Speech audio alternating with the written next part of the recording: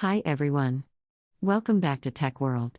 In today's video I'm going to show you how to download Google Meet application on your Android device. Keep watching the video till the end. And don't forget to subscribe to our channel if you've not yet. Also press the notification bell icon so that you'll never miss another update from us. In order to download Google Meet application on your Android device, go to tab, open your Play Store. In the search box at the top type in Google Meet and make your search Redway.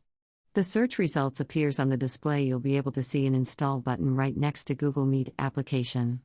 Tap on that button in order to download the application on your device. The application downloading process will entirely depend upon the internet speed that you use. So make sure to be connected to a strong internet in order to download an application faster and easier. Once the application is downloaded, wait until it installs on your device. After the application is downloaded and is ready to use, tap on the Open button in green in order to launch the app. Open those. How you'll be able to download Google Meet application on your smartphone. The Google Meet is video communication service developed by Google using your Google Meet application.